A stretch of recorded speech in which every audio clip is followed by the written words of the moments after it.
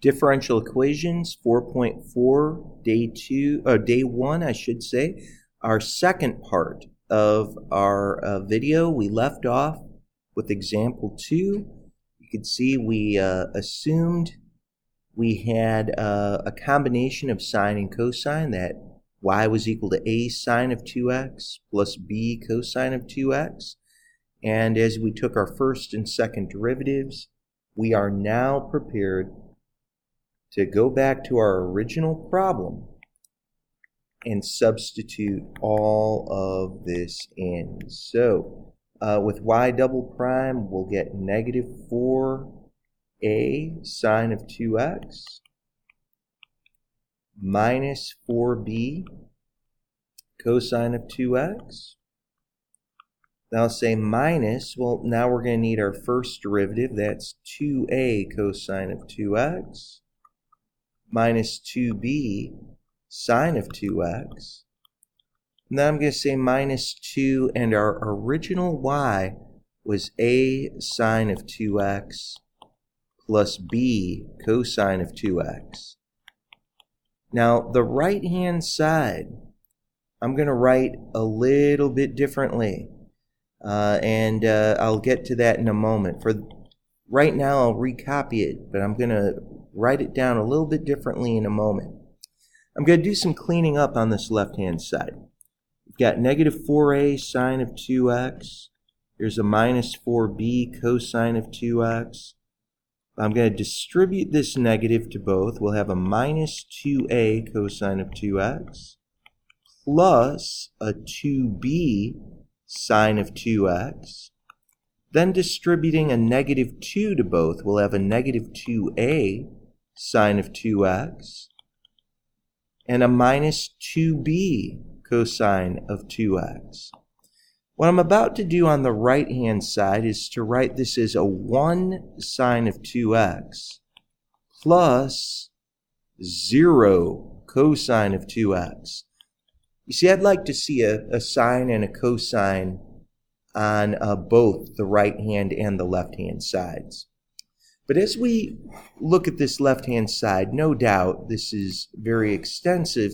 Let's just look at the terms involving the sine of 2x. And there are quite a few of them. You can see that there are indeed several, 3 of them in fact.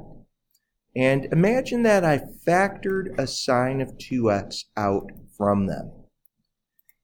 You can see I'd have a negative 4a and I'd have a minus 2a. So together that would become a minus 6a. And then, of course, you could see I also have this plus 2b. And again, imagine I am factoring out that sine of 2x from everything. That is now what we are left with. I'm going to now look at this left-hand side, highlighting all of the cosine of 2x's in green. And again, there are several. There are literally 3 of these. Imagine that all that we had was simply in green here. And I factored that cosine of 2x out from it. You can see a negative 4b and a minus 2b would add up to a negative 6b. And then, of course, we also would have this term right here, a minus 2a. But we would have that cosine of 2x factored out. Now, maybe you can see why we're doing this. Right now, we can look at the coefficients that we have. Out in front of the sine of 2x, I have a 1. So I can say negative 6a plus 2b must add up to a 1. Likewise, out in front of the cosine of 2x, I'll have negative 6b minus 2a. Well, what's out in front of the cosine of 2x? Actually, a 0. And right now, I have a system of equations that I can finish up and solve. As I'm paying attention to the a terms, I have a negative 6a here. I'm going to multiply my second equation actually by negative 3. And the reason why I'm doing that is to cancel, definitely to cancel out the a's. So multiplying by a -3, you'd get a positive 6a right here.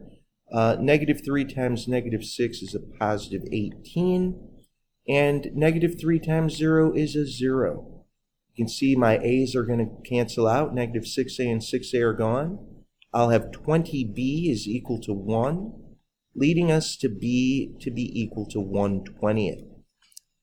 Now, if I were to add the 2a, if I were to come back to this second equation, if I were to add a 2a over here, simultaneously divide by a 2, I'd have a is equal to -3b, and we now know that b is equal to 1/20th. So our a would be -3/20.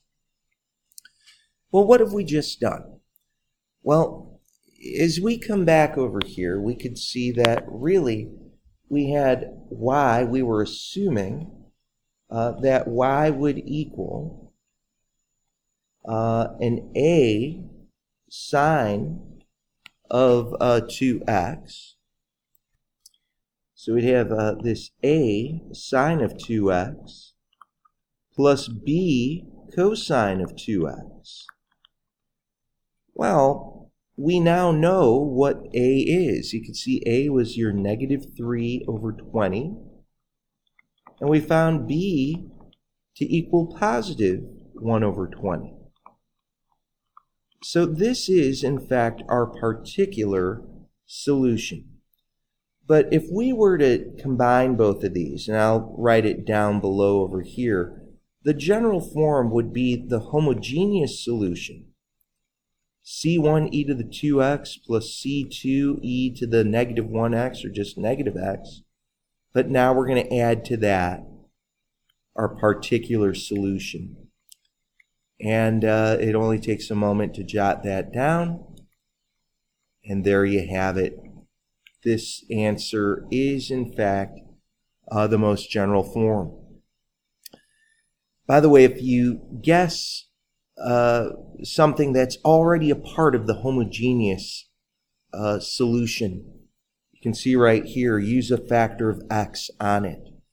As we said in class, what if this right-hand side right over here would have had e to the 2x in it? And what would be so shocking about that, of course, is that you'd say, now wait a minute, as I solved for the homogeneous, I'd already have that. How would we compensate? Well, we'd assume that we'd have x times e to the 2x. And we could proceed from there. One last thing to help you out as you're looking at your textbook. Page 144 has a very helpful table that gives you suggestions on when the right side has a certain form, what you could guess to be your particular solution.